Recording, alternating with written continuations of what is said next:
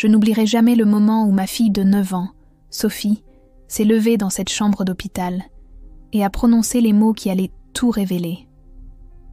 Mon beau-père, William Hartford, était allongé dans son lit, entouré d'avocats, de membres de la famille et du bip des équipements médicaux qui décomptaient de ces derniers jours. Son avocat, maître Gerald Pemberton, venait de terminer la lecture de ce qui était censé être le testament final de William, léguant tout au frère de mon mari, Marcus. Tout le monde s'attendait à ce que je signe les papiers, acceptant de ne rien contester.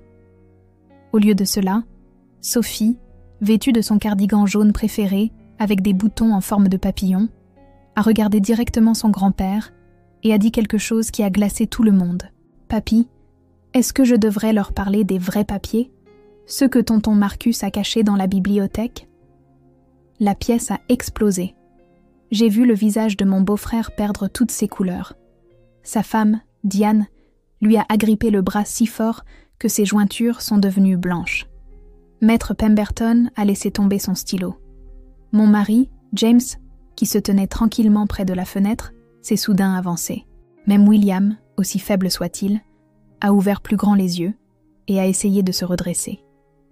Marcus s'est jeté sur Sophie, la main tendue. Elle ne sait pas de quoi elle parle, c'est juste une enfant confuse. Sa voix s'est brisée de désespoir. Mais l'infirmière privée de William, Madame Chen, s'est immédiatement interposée. « Monsieur Hartford, éloignez-vous de l'enfant. » Sa voix était calme, mais ferme. Une main déjà tendue vers le bouton d'appel. « Sophie ?» La voix de William était à peine un murmure, mais tout le monde s'est tu pour l'entendre. « Quel papier, ma chérie ?» Ma courageuse fille a pris une profonde inspiration, ses petites mains tripotant ses boutons en forme de papillon. Ce qu'elle a dit ensuite n'a pas seulement sauvé l'héritage de notre famille. Cela a révélé un complot soigneusement orchestré pendant des mois, impliquant des documents falsifiés, des témoins soudoyés et la confiance d'un homme mourant trahi par son propre fils. Je m'appelle Sarah Hartford. Et jusqu'à ce moment dans la chambre d'hôpital, je pensais comprendre la famille dans laquelle j'étais entrée il y a 12 ans, l'héritage Hartford. La famille Hartford avait bâti sa fortune sur 3 générations. William Hartford a commencé avec une petite imprimerie en 1960 et l'a transformée en Hartford Publishing, l'un des éditeurs indépendants les plus respectés du Nord-Est.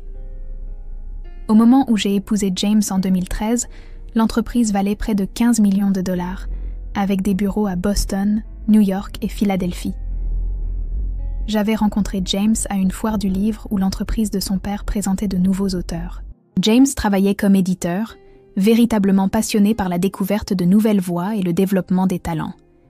Il n'était pas comme Marcus, qui avait toujours traité l'entreprise familiale comme son distributeur de billets personnels, plus intéressé par les notes de frais et le réseautage que par l'édition proprement dite. Nous vivions modestement dans une maison de 3 chambres à Cambridge. Juste James, moi, Sophie et notre fils de 6 ans, Oliver. Je travaillais comme professeur d'anglais au collège. Et bien que nous ne soyons pas riches selon les normes des Hartford, nous étions heureux. William avait toujours dit à James que l'entreprise serait partagée à parts égales entre ses 2 fils le moment venu. L'édition est une question de passion et d'intégrité, disait William lors des dîners du dimanche dans sa propriété. Marcus s'occupe des affaires, James s'occupe du cœur. Les 2 sont nécessaires, mais il y a 3 mois, tout a changé lorsque William a été diagnostiqué avec un cancer du pancréas de stade 4. Les médecins lui donnaient 6 mois tout au plus. C'est à ce moment-là que Marcus a commencé à se rendre à l'hôpital tous les jours, toujours avec Diane, restant toujours des heures, et nous renvoyant toujours, James et moi, à la maison plus tôt. « Papa a besoin de repos », disait Marcus, se positionnant entre nous et le lit de William. « Vous savez à quel point il se fatigue facilement ? Pourquoi ne reviendriez-vous pas demain ? » Au début, je pensais que c'était le chagrin qui rendait Marcus si collant. Maintenant, je sais que c'était quelque chose de bien plus calculé. Les signes avant-coureurs. Le premier signe que quelque chose n'allait pas est apparu 6 semaines après le diagnostic de William.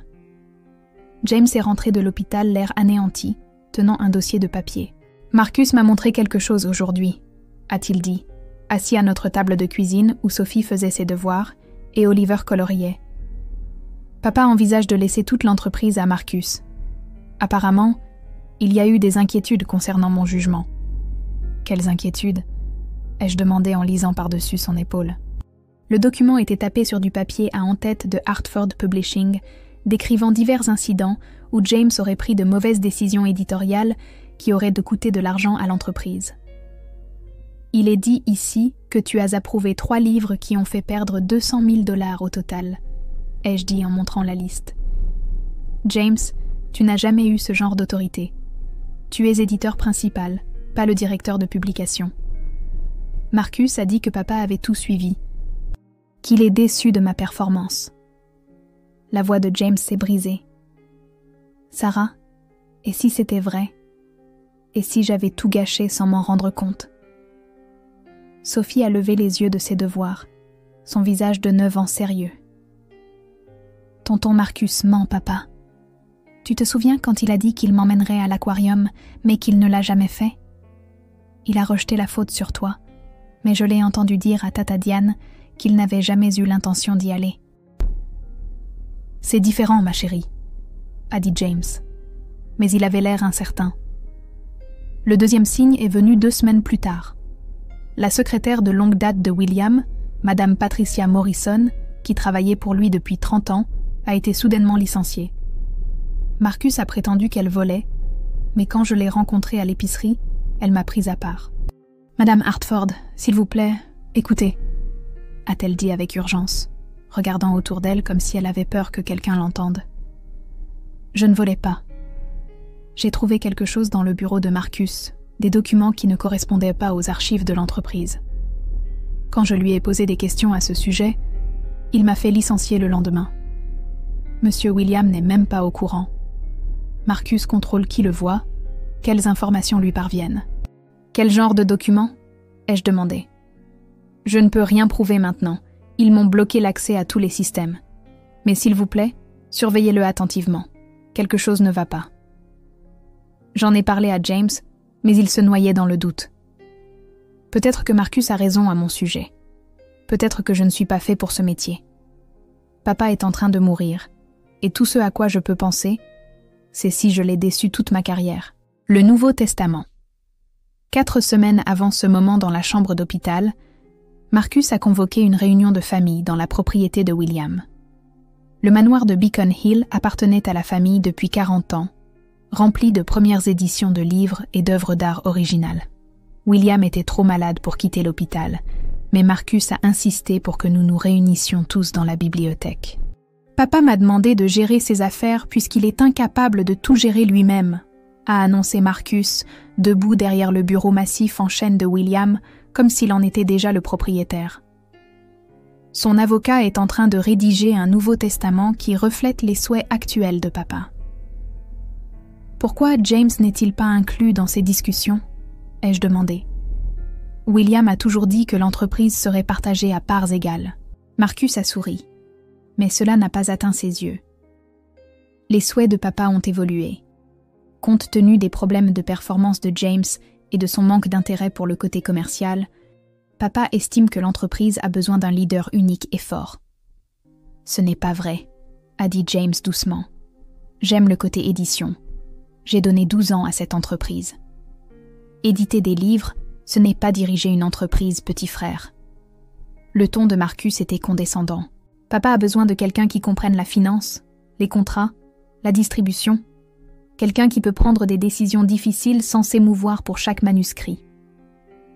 Diane hochait la tête en signe d'approbation. Déjà en train de redécorer mentalement, je pouvais le dire. Leur fils adolescent, Brandon, avait l'air mal à l'aise mais n'a rien dit. Sophie et Oliver étaient censés jouer dans l'autre pièce. Mais j'ai remarqué que Sophie était revenue sur le pas de la porte, écoutant. « Et nous ?» ai-je demandé. « Et les enfants de James ?» William ne veut-il pas subvenir aux besoins de ses petits-enfants ? Il y aura des dispositions, bien sûr, a dit Marcus avec dédain. Un fonds en fiducie, les frais de scolarité. Mais l'entreprise elle-même a besoin d'un leadership clair. C'est pourquoi papa a décidé... Papy n'a rien décidé, a coupé la petite voix de Sophie. Elle s'est avancée depuis le seuil, son cardigan jaune vif contrastant avec les boiseries sombres. « Je t'ai entendu parler à cet avocat la semaine dernière. Tu lui as dit quoi écrire ?» Papy dormait. Le visage de Marcus est devenu rouge. « Sophie, c'est une conversation d'adulte. Va jouer avec Oliver. » « Mais je t'ai entendu, » a insisté Sophie. « Tu as dit, assurez-vous que le testament me laisse tout. On s'occupera de James plus tard. » « Elle invente des histoires, » a dit Diane rapidement en se levant. « Les enfants ont une imagination débordante, Sarah. Tu devrais vraiment lui apprendre à ne pas écouter aux portes et à ne pas mentir. » Mais j'ai vu quelque chose dans les yeux de Marcus. La panique. Enquête sur la vérité. Cette nuit-là, je n'ai pas pu dormir. Les mots de Sophie résonnaient dans mon esprit. Je me suis levée à 2h du matin et je suis allée dans sa chambre. Elle était réveillée aussi, fixant son plafond où des étoiles phosphorescentes formaient des constellations. « Ma chérie, qu'as-tu entendu exactement tonton Marcus dire ?» Sophie s'est assise, ramenant ses genoux contre sa poitrine. « Je suis allée voir papy mardi dernier après l'école. Tu enseignais tard, tu te souviens ? Papa m'a emmenée. Mais ensuite, papa a reçu un appel du travail et a dû aller à son bureau pour une urgence. Il a demandé à tata Diane de me surveiller pendant 1 heure. Je me souviens, ai-je dit. Il est venu te chercher chez eux plus tard. Mais tata Diane ne m'a pas surveillée. Elle était au téléphone dans la cuisine. Alors je suis allée dans la chambre de papy à l'hôpital pour lui lire une histoire comme je le fais toujours. Mais il y avait des voix à l'intérieur, alors j'ai attendu dans le couloir. Tonton Marcus parlait à un homme en costume. Qu'est-ce qu'ils ont dit ? Tonton Marcus lui montrait des papiers. Il a dit « Voilà ce que le testament devrait dire. William Hartford lègue Hartford Publishing et tous ses actifs à son fils Marcus Hartford. James Hartford reçoit 100 000 $ et aucune part dans l'entreprise. » L'avocat a dit quelque chose sur le fait que ce n'était pas correct, que M. William devait le signer lui-même et être sain d'esprit. Tonton Marcus a ri et a dit que papy était sous tellement d'analgésiques qu'il savait à peine ce qu'il signait. Mon sang s'est glacé. As-tu vu ces papiers ? Ils étaient dans un dossier bleu. Tonton Marcus l'a mis dans le coffre-fort de la bibliothèque chez papy. Je l'ai vu le faire quand nous y étions dimanche. Je cherchais Oliver et j'ai jeté un coup d'œil à la porte de la bibliothèque. Tonton Marcus tournait la molette du coffre-fort. Je connais la combinaison parce que papy me l'a apprise l'année dernière quand on jouait à la chasse au trésor. C'est ma date de naissance à l'envers. Une enfant de 9 ans venait de me donner la clé pour exposer la fraude. Le coffre-fort de la bibliothèque. Le lendemain, pendant que Marcus et Diane assistaient à un gala de charité qu'ils ne pouvaient pas manquer, James et moi avons emmené les enfants à la propriété de William sous prétexte de récupérer quelques livres. La gouvernante, Madame Rodriguez, nous a laissé entrer avec plaisir. « Monsieur James, c'est si bon de vous voir ici, » dit-elle, les yeux tristes. « Monsieur Marcus, il vient tous les jours maintenant, mais il me dit de ne pas vous laisser entrer sans sa permission. Je pense que ce n'est pas bien. C'est aussi la maison de votre père. Nous ne serons pas longs, l'ai-je assuré. Nous avons juste besoin de prendre quelques affaires dans la bibliothèque. » Sophie nous a conduits directement au coffre-fort caché derrière un portrait du père de William. « C'est ça, maman. Les chiffres sont 12062014. Ma date de naissance à l'envers. » Le coffre-fort s'est ouvert avec un déclic. À l'intérieur se trouvaient plusieurs dossiers. James a sorti celui, bleu, que Sophie avait décrit. En lisant les documents, nos pires craintes se sont confirmées. Il y avait 2 testaments. L'un daté de 3 mois, avant le diagnostic de William, partageant tout à parts égales entre Marcus et James, et un autre daté de 2 semaines, léguant tout à Marcus à l'exception d'une somme symbolique de 100 000 $ pour James. Mais les signatures semblaient différentes. Le testament récent portait la signature de William, mais elle était tremblante, incertaine, pas comme son écriture habituellement ferme. Il y avait aussi des dossiers médicaux joints montrant que William avait reçu des doses accrues de morphine le jour où le Nouveau Testament était censé avoir été signé. « Il l'a falsifié ?» a murmuré James, les mains tremblantes. Marcus a falsifié la signature de papa ou l'a fait signer alors qu'il était trop médicamenté pour comprendre. Il y avait plus. Des relevés bancaires montrant que Marcus détournait de l'argent des comptes de l'entreprise depuis des années, le dissimulant avec une comptabilité créative. Des courriels entre Marcus et un avocat discutant de la manière de gérer les soins médicaux de William pour le garder docile. Même un contrat avec un établissement de soins privés qui aurait essentiellement emprisonné William sous le couvert d'un traitement spécialisé. « Nous devons montrer ça à papa », a dit James. Tout de suite, avant que Marcus ne se rende compte que nous l'avons. La confrontation à l'hôpital. Nous avons appelé Maître Pemberton, le véritable avocat de William, qui avait été mystérieusement tenu à l'écart de son client pendant des semaines. Lorsque nous lui avons expliqué ce que nous avions trouvé, il a accepté de nous rencontrer immédiatement à l'hôpital avec un notaire. Mais quand nous sommes arrivés, Marcus était déjà là. Il avait dû apprendre que nous étions allés à la propriété. « Qu'est-ce que vous fichez ici ?» a exigé Marcus, bloquant la porte de la chambre de William. Papa se repose. Pas de visiteurs sans mon approbation. Ton approbation ? La voix de James était plus forte que je ne l'avais entendue depuis des mois. C'est aussi mon père, Marcus. Nous devons lui parler. À propos de quoi ? Essayer de contester le testament ? J'aurais dû savoir que tu ferais un coup pareil. Papa avait raison de dire que tu étais faible. Maître Pemberton s'est avancé. Monsieur Hartford, je suis l'avocat de William. Je dois voir mon client pour des questions juridiques urgentes. Il vous a renvoyé, a dit Marcus d'un air suffisant. Je m'occupe de ces affaires maintenant par l'intermédiaire de mon avocat. J'ai ici des documents qui suggèrent le contraire, a répondu froidement Maître Pemberton. Des documents qui indiquent une fraude potentielle, un faux et un abus de personnes âgées. Maintenant, nous pouvons faire cela civilement, ou je peux appeler la police et l'administration de l'hôpital. C'est votre choix. La façade confiante de Marcus s'est fissurée. Vous n'avez aucune preuve de quoi que ce soit. En fait, si, ai-je dit en brandissant le dossier bleu, y compris le vrai testament, le faux testament et les preuves de fraude financière. Sophie t'a vu, Marcus. Elle a tout entendu. C'est alors que Marcus a commis son erreur fatale. Il s'est jeté sur le dossier, essayant de me l'arracher des mains. La sécurité de l'hôpital a été appelée. Le médecin de William est arrivé, préoccupé par l'agitation. Et soudain, tout le monde exigeait des réponses. Le témoignage de William. Ils ont transporté William dans une petite salle de conférence où il pouvait s'asseoir confortablement. Même mourant, il avait une présence imposante. Ses yeux, bien que fatigués, étaient vifs et clairs.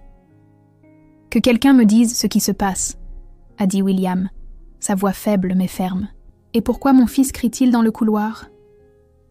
Maître Pemberton a tout expliqué avec soin, montrant à William les 2 testaments côte à côte. William les a étudiés avec l'œil d'un homme qui avait passé 50 ans dans l'édition, examinant les détails, comprenant immédiatement ce qui s'était passé. « Ce n'est pas ma signature », a dit William en montrant le testament récent. C'était le jour où ils ont augmenté ma morphine. Je ne me souviens pas avoir signé quoi que ce soit. Marcus a dit que c'était des papiers d'assurance.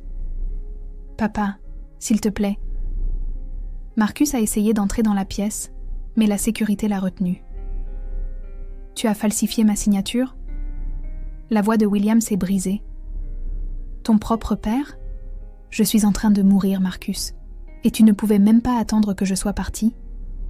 L'entreprise a besoin d'un leadership fort, a crié Marcus. James l'amènerait à la ruine avec son attitude de cœur saignant. Je protégeais ton héritage. En le volant ? William a regardé son fils aîné avec une telle déception que c'en était douloureux à voir. En me manipulant alors que j'étais sous médicaments ? En essayant de voler à ton frère son héritage ? Sophie, qui était assise tranquillement en tenant la main d'Oliver, a soudain pris la parole. « Papy, il y a plus. Tonton Marcus a des papiers dans le coffre-fort qui montrent qu'il a pris de l'argent à l'entreprise. Beaucoup d'argent. J'ai vu des relevés avec des chiffres en rouge. La révélation complète. Ce qui s'est passé ensuite a été méthodique et dévastateur. Maître Pemberton, avec la permission de William, a fait appel à l'administrateur de l'hôpital et à un détective de police. Nous avons examiné chaque document de ce dossier bleu. Les preuves étaient accablantes. Marcus avait détourné plus de 2 millions de dollars de Hartford Publishing au cours des 5 dernières années, le déguisant en dépenses commerciales légitimes, en honoraires de consultants et en coûts de marketing. Il avait créé des sociétés écrans, de faux fournisseurs et des employés fantômes. « C'est pourquoi tu voulais le contrôle total », a dit James, la voix creuse. « Tu devais cacher ce que tu avais volé. Si l'entreprise avait été auditée pendant le règlement de la succession avec nous deux comme héritiers, la fraude aurait été découverte. » Marcus n'a rien dit, son avocat lui chuchotant avec urgence à l'oreille. Le faux testament n'était que la dernière étape d'une longue escroquerie. Marcus avait planifié cela depuis le diagnostic de William, peut-être même plus longtemps. Il avait systématiquement travaillé à saper la confiance de James, à empoisonner la perception de William de son plus jeune fils et à se positionner comme le seul héritier responsable. « L'augmentation que je t'ai donnée il y a 3 ans, a dit lentement William, la prise de conscience se faisant jour. Tu m'as dit que James avait demandé le double de ce montant et que j'avais dit non. C'est pour ça que James a cessé de me parler d'argent. Tu lui as fait croire que j'étais déçu de lui. James n'a jamais demandé d'augmentation, ai-je dit. Il pensait que tu ne pouvais pas te le permettre parce que l'entreprise avait des difficultés. Marcus lui a dit que l'entreprise atteignait à peine le seuil de rentabilité. Le seuil de rentabilité ? Le rire de William était amer. Nous avons eu notre année la plus rentable de tous les temps, jusqu'à ce que je voie ces relevés montrant où l'argent était réellement allé. Sophie a tiré sur ma manche. « Maman, est-ce que je devrais leur parler du bateau ?»« Quel bateau, ma chérie ?»« Tonton Marcus a un grand bateau à la marina. Je l'ai vu quand nous sommes allés rendre visite à Brandon l'été dernier. Il y a écrit « Lucky Marcus » dessus. Papa a dit que les bateaux coûtent très cher. Le visage de Marcus est passé du rouge au blanc. Un yacht à 300 000 $ qu'il avait acheté avec de l'argent détourné, enregistré sous un autre nom, maintenant exposé par l'observation innocente d'un enfant. Le règlement de compte judiciaire. Le détective a emmené Marcus en garde à vue pour interrogatoire. L'administrateur de l'hôpital a saisi un comité d'éthique concernant la manipulation des soins. Maître Pemberton a commencé à rédiger les documents pour invalider le faux testament et protéger la succession. Diane a tenté de prendre ses distances, plaidant l'ignorance. Mais des documents ont montré qu'elle était au courant d'au moins une partie des stratagèmes. Leur fils Brandon s'est effondré en larmes, s'excusant auprès de James de savoir que quelque chose n'allait pas, mais d'avoir eu trop peur de son père pour dire quoi que ce soit. William a demandé à parler à James seul. À travers la fenêtre, j'ai vu mon mari pleurer pendant que son père lui tenait la main. Plus tard, James m'a raconté ce que William avait dit. « Je suis désolée d'avoir douté de toi. Marcus a empoisonné mon esprit contre toi, et je l'ai laissé faire parce qu'il était si confiant, si agressif. Tu es comme ta mère, tout en cœur et en intégrité. Je pensais que cela te rendait faible pour les affaires. J'avais tort. Le cœur de l'édition est exactement ce dont cette entreprise a besoin. » 3 jours plus tard, avec des témoins appropriés et une documentation claire de sa compétence mentale, William a signé son véritable testament. Hartford Publishing reviendrait à James, avec une fiducie pour les petits-enfants. Marcus ne recevrait rien et devait être poursuivi avec la plus grande sévérité. « Il est toujours mon fils », a dit tristement William. « Mais je ne récompenserai pas la trahison. Et je ne le laisserai pas détruire ce que j'ai construit. » Le procès. Marcus a contesté les accusations, a engagé des avocats coûteux, a tenté de prétendre que William avait été mentalement incompétent depuis le début. Mais les preuves étaient accablantes, et le témoignage de Sophie, livré à un juge en chambre pour la protéger, était crédible et détaillé. Le psychologue pour enfants chargé d'évaluer Sophie l'a trouvée véridique, intelligente et étonnamment observatrice. Les enfants voient souvent ce que les adultes manquent, a déclaré le psychologue au tribunal. Ils ne sont pas obscurcis par des relations compliquées ou des intérêts financiers. Sophie Hartford a simplement rapporté ce qu'elle a vu et entendu. Le procès a duré 6 semaines. Marcus a été reconnu coupable de détournement de fonds, de fraude et de faux. Il a été condamné à une peine de 8 ans de prison et a remboursé les 2 millions de dollars qu'il avait volés, bien que la majeure partie ait disparu, dépensés pour le yacht, les voitures de luxe et les virées shopping de Diane. Diane a divorcé avant même qu'il n'arrive en prison, emmenant leur fils et disparaissant chez sa mère dans le Connecticut. Brandon a envoyé une lettre à James pour s'excuser et lui demander s'il pourrait encore être une famille un jour. Les derniers mois de William. William a vécu 4 mois de plus après que la vérité a éclaté. Nous avons déménagé son lit d'hôpital dans la bibliothèque de sa propriété, l'entourant des livres qu'il avait publiés et aimés. Sophie et Oliver lui rendaient visite tous les jours après l'école, lui lisant des histoires, lui racontant leur journée, le faisant rire avec leurs récits. « Tu as tout sauvé, petite », a dit William à Sophie un après-midi, tenant sa petite main dans la sienne, frêle. « Tu as été plus courageuse que n'importe quel adulte de cette famille. »« J'ai juste dit la vérité, papy », a dit simplement Sophie. « Comme tu me l'as toujours appris. Tu as dit que la vérité est comme une bonne histoire. Elle finit toujours par se savoir. » William a souri. « Rappelle-moi de mettre ça dans la devise de l'entreprise. » James a endossé son rôle d'éditeur avec la même intégrité discrète qu'il avait toujours montrée en tant qu'éditeur. Le personnel s'est rallié à lui, soulagé d'avoir une direction en qui il pouvait avoir confiance. En quelques mois, Hartford Publishing a signé 3 best-sellers et a restauré sa réputation dans l'industrie. J'ai vu mon mari se transformer, non pas en quelqu'un de différent, mais en celui qu'il avait toujours été sous le doute que Marcus avait semé. Confiant, créatif, compatissant. L'héritage William est mort paisiblement un mardi matin d'octobre, entouré de sa famille. Sophie lui lisait « La toile de Charlotte », son livre pour enfants préféré. Il lui a serré la main une dernière fois et a dit « Certaines histoires valent la peine qu'on se batte pour elles. » Des centaines de personnes de l'industrie de l'édition ont assisté aux funérailles. Des auteurs dont William avait défendu la carrière. Des employés dont il avait gagné la loyauté. Marcus n'a pas été autorisé à y assister, conformément aux souhaits explicites de William.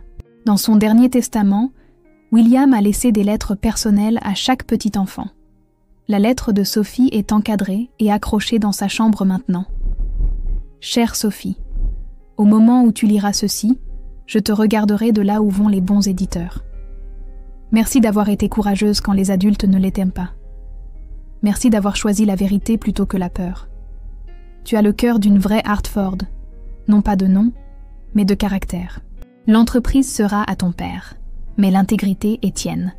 Ne la perds jamais. Avec tout mon amour, Papy William. 1 Anne plus tard. J'écris ceci 1 an après la mort de William. Hartford Publishing est florissante sous la direction de James. Nous nous sommes développés dans l'édition numérique, avons créé un programme de mentorat pour les nouveaux auteurs et restauré la réputation de l'entreprise en matière de qualité et d'intégrité. Sophie a maintenant 10 ans. Elle porte toujours ce cardigan jaune avec des boutons en forme de papillon, bien qu'il devienne serré. Elle veut devenir avocate, dit-elle. Quelqu'un qui aide les gens à dire la vérité lorsque des personnes puissantes essaient de les faire taire. Oliver, qui a maintenant 7 ans, veut devenir éditeur comme son papa. Il passe des heures dans le bureau de James à la maison, faisant semblant de lire des manuscrits et prenant des notes éditoriales au crayon. Nous vivons toujours dans notre modeste maison de Cambridge. Nous pourrions nous permettre quelque chose de plus grand maintenant, mais c'est notre foyer. C'est ici que nous avons appris que la richesse ne se mesure pas en dollars, mais en vérité, en courage et en liens familiaux qui ne peuvent être brisés par la cupidité. Marcus sortira de prison dans 6 ans. James dit qu'il lui pardonnera un jour, non pas pour le bien de Marcus, mais pour sa propre paix. Je n'en suis pas encore là. Peut-être que je ne le serai jamais. Certaines trahisons sont trop profondes. Mais j'ai appris quelque chose d'important à travers tout cela. Parfois, les témoins les plus puissants sont ceux que tout le monde sous-estime. Une fillette de 9 ans qui a remarqué ce que les adultes choisissaient d'ignorer. Un enfant qui a compris que la vérité importe plus que la loyauté familiale lorsque cette loyauté exige des mensonges. La vérité finale. La semaine dernière, Sophie m'a demandé si elle avait bien fait de dénoncer oncle Marcus. « Il est en prison à cause de moi », a-t-elle dit, sa voix faible. « Brandon n'a plus de père maintenant. Je l'ai assise et lui ai dit la vérité. Oncle Marcus est en prison à cause d'oncle Marcus. Parce qu'il a fait le choix de voler, de mentir, de trahir les gens qui lui faisaient confiance. Ce n'est pas toi qui l'as mis là. Tu as juste refusé de laisser ces mensonges gagner. Mais si je m'étais tue, si j'avais simplement laissé les adultes s'en occuper, alors papa aurait perdu son héritage, papy serait mort en pensant que James était un échec, et oncle Marcus aurait volé tout ce pourquoi papy avait travaillé. Parfois, se taire, c'est la même chose que mentir, Sophie. Tu devais parler. Elle y a réfléchi, jouant avec ses boutons papillons qu'elle refuse toujours de remplacer, même si la moitié ne tienne plus qu'à un fil. Papy William m'a dit une fois que les papillons commencent comme des chenilles dans le noir. Ils doivent sortir de leur cocon même si c'est effrayant. Il a dit que la vérité, c'est pareil. Elle avait raison. La vérité est inconfortable, difficile, parfois douloureuse. Mais c'est la seule façon pour qu'une véritable transformation se produise. Le courage de Sophie n'a pas seulement sauvé l'entreprise de notre famille. Il a sauvé la relation de James avec son père avant qu'il ne soit trop tard. Il a sauvé l'héritage de William de la corruption. Il a appris à Oliver et à Brandon que l'intégrité compte plus que l'argent. Et il m'a rappelé que l'héroïsme ne requiert ni taille, ni âge, juste de l'honnêteté et de la bravoure. Hartford Publishing a maintenant une nouvelle collection dédiée aux voix diverses et aux vérités difficiles. Nous l'appelons Butterfly Books, d'après le cardigan de Sophie. Le logo est un papillon sortant d'un cocon, et le slogan est la citation de William. Certaines histoires valent la peine qu'on se batte pour elles. Mon beau-père m'a dit un jour que la bonne édition consiste à trouver des voix qui ont besoin d'être entendues, même lorsqu'elles sont inattendues, même lorsqu'elles sont gênantes, même lorsqu'elles sont petites. Il n'a jamais su à quel point ces paroles seraient prophétiques. Si cette histoire a touché votre cœur, souvenez-vous que les diseurs de vérité se trouvent à tout âge. La prochaine fois qu'un enfant vous dit quelque chose qui semble impossible, écoutez attentivement. Il se pourrait qu'il voie exactement ce que les autres choisissent d'ignorer.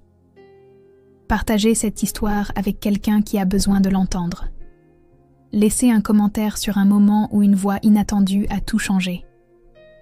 Et rappelez-vous, le courage, ce n'est pas d'être sans peur, c'est de dire la vérité même quand votre voix tremble. Parfois, les plus petites voix portent les plus grandes vérités.